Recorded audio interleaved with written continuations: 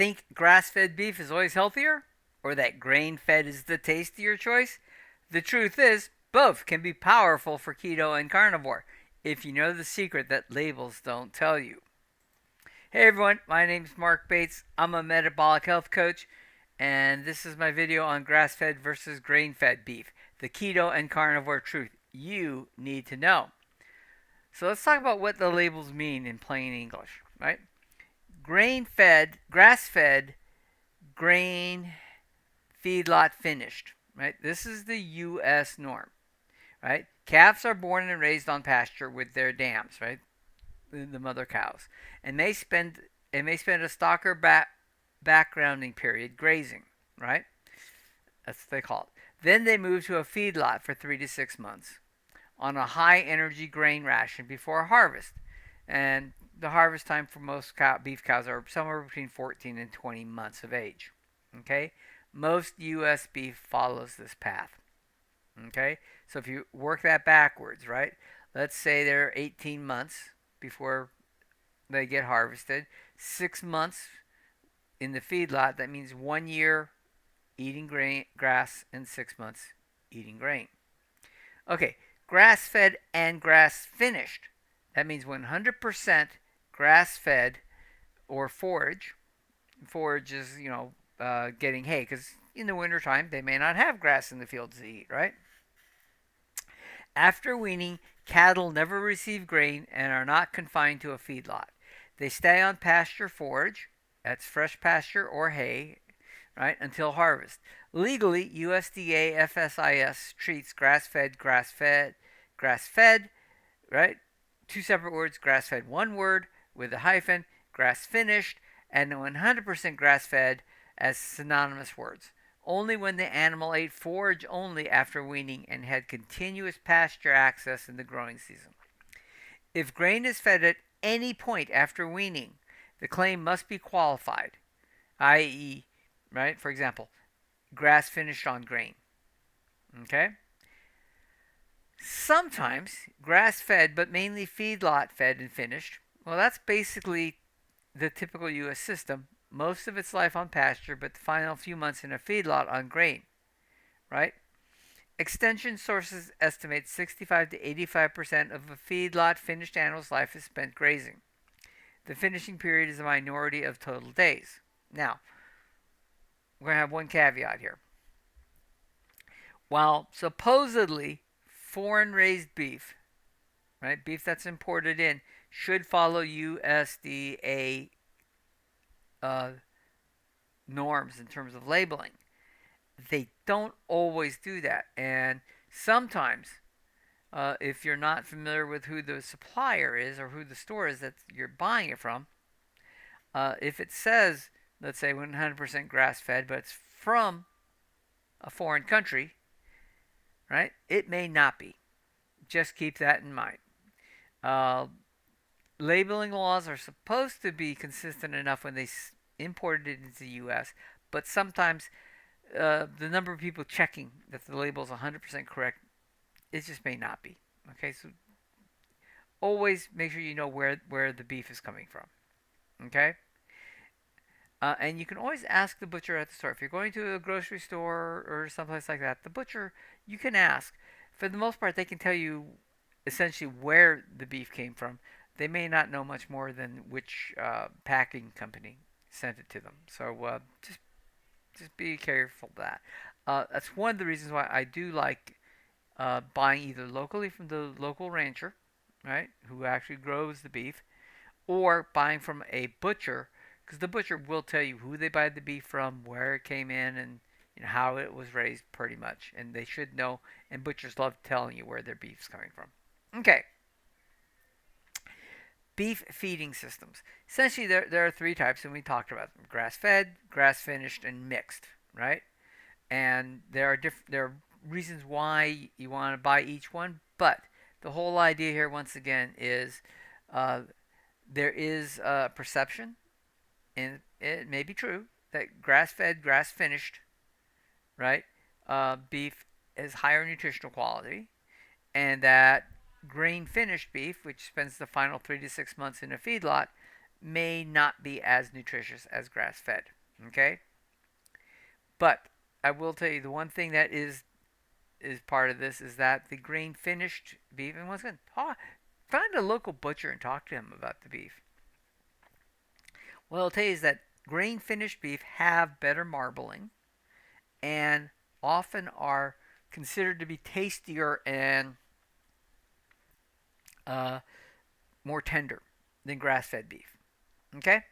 So, depending on what you're looking for. Okay? So, there nutritional differences? Well, from a keto or carnivore viewpoint, the fatty acid profile and the few fat soluble antioxidants are where the action is. Protein, B vitamins, iron, and zinc are broadly similar no matter what type of system they come from, whether it's a small or variable differences by cut, leanness, and stuff. Uh, it's the fatty acid profile that is the big thing. Okay? So, if we look at this, and this is pretty representative, this data actually came from a Korean study where they looked at different cows that were 100% grass fed versus those that were in different feedlots at different points and what they found. Okay? So, in terms of EPA, the grass finished had approximately 11 to almost 12% EPA, where the grain finished was down to 6.3. So, being an omega 3A fatty acid, EPA is very important. Yeah, you can see that that difference is significant, potentially. DPA, right? Which is also, again, an omega 3 fatty acid, 24 versus 16, almost 17 on average, right? So, once again, enough that if this was an issue for you, yeah, definitely grass fed is got a difference there. In terms of DHA, DHA is not as popular of a omega 3 type fatty acid.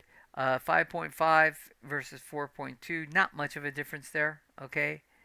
And LA is a omega 6 fatty acid. All beef will have some amount of omega 6 in them. You'll see that the grass fed has 142, which is almost half of what would be in the grain finished at 285. If you're not eating any processed foods, grains, breads, cereals, stuff like that, the amount of lactic acid is not lactic. The amount of LA is so minimal that you're eating that this is not a consideration overall generally. Okay, so you don't have to be too worried about it. So once again, the linoleic acid. So when you're looking at them, grass finish does improve the N6 to N3 ratio and raises EPA, DPA, and DHA modestly, but absolute amounts are still small compared with oily fish. So if you're looking for EPA and DPA, definitely go to sardines, go to the mackerels and stuff like that. That's where you really get them. Okay, uh, grain finished, you do get more oleic acid, right, in that, and more of the MUFAs and the PUFAs, because there's always some amount of PUFA in all of these, in all beef products, because it's a full range of fatty acids. So it's a little higher there, but once again, if you're eating a ketogenic with almost no carbs or a carnivore, which is no carbs, type of a diet, this should not be a problem for you because you should not be getting an overabundance of MUFAs and PUFAs in your diet because you're cutting out the biggest source of them, which are the processed foods. Okay, uh, and then when you talk about the conjugated linoleic acid and the transvaccinic acid, right? Higher, which both get converted into CLA, right? They tend to be higher with grass feeding, right? But the amount that they're higher can be as much as twice as much as you saw in the previous chart. But is this really, once again, a major concern?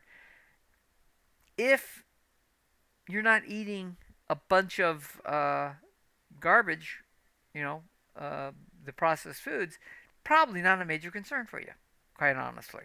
Okay?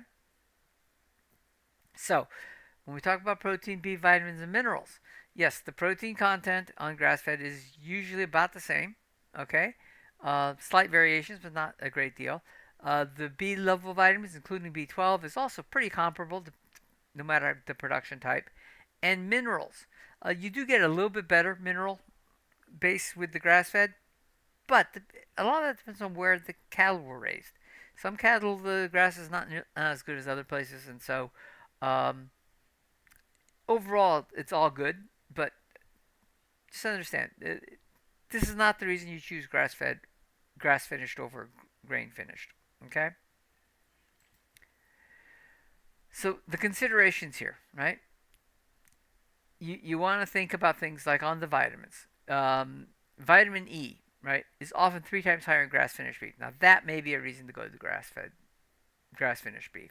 The carotenoids, beta carotene stuff, because that's in the grass, should be markedly higher in grass-fed finished beef. But once again, not overly worried about it because you're getting enough true vitamin A that beta carotenes are not something we're overly worried about. Okay? And there are some phytochemicals that are found in pasture raised beef that appear to show up in the beef and might be good for us. They're still working on that. But, once again, um, that might be a reason to choose. Okay? But essentially, across the feeding systems, protein, B vitamins, iron, zinc are so similar that uh, I wouldn't worry about what I buy at the store versus buying from a rancher. Okay, they're very comparable. So, let's put this all together. Uh, if the budget and availability allow, and you want to minimize the omega-6 fatty acids and maximize your omega-3s, your vitamin E's, your conjugated linoleic acid, then you go 100% grass finished, right? Uh, do expect the meat to be leaner, and do expect them to have a little bit less tenderness than other beef, right? Um, but you do get those things that you might be looking for. If you buy grain finished, you still get excellent keto food. Uh, it when you're trying to keep your omega sixes low, right? You can go for leaner cuts, though I would say don't bother with that. Keep the fatty cuts, right? Uh, and definitely make sure you're eating keto or carnivore. Do not eat processed foods. That's where the omega six really start to come in. Okay. In either case, just remember, both cattle spend most of their life on pasture, no matter what. Right. The feedlot window is very limited to the last few months, just for fattening up the cow uh, for a commercial processing. So, uh, which one do you want to go for? It's really a personal preference here. So, grass finished versus grain finished. So, once again, get more EPA, DPA in the omega 3s, DHA in grass finished. You have a lower omega 6 to omega 3 ratio. Uh, you get more MUFA and total fat marbling in the grain finish, which means that it might taste a little bit better and might be more tender, right? And protein, iron, and zinc are essentially the same. It really doesn't matter, right? So, do I have a bottom line? Yeah. My choice basically is for everyday eating. If you can afford it and it's easily available to you, right? Get grass fed, get grass finished, right? uh, just because it does have the better profile. Now, when you're buying a steak for a party, you're buying, let's say you have a couple friends coming over for dinner, you're buying steaks for everybody, guess what? Don't bring out the grass fed beef there. Go and get the um, prime if you want these to be absolutely wonderful steaks. Go to the butcher, get prime grade ribeyes or something that are grain conventional, grain finished. They have better marbling, better taste. They are more tender. And for one meal, it's not going to matter. And I'm going to tell you right now, if availability and budget won't allow you to go for the grain-fed grass-fed, grass-finished. The grain-fed is just fine.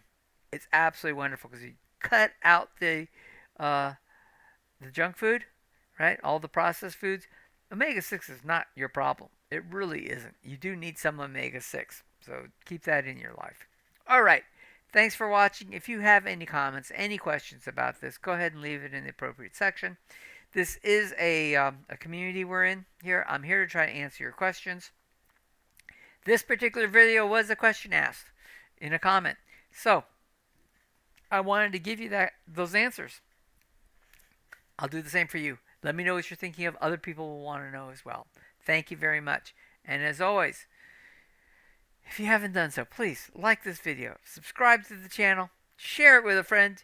You help the channel a great deal, so thank you for that. And you'll be helping a bunch of other people. Have a great day.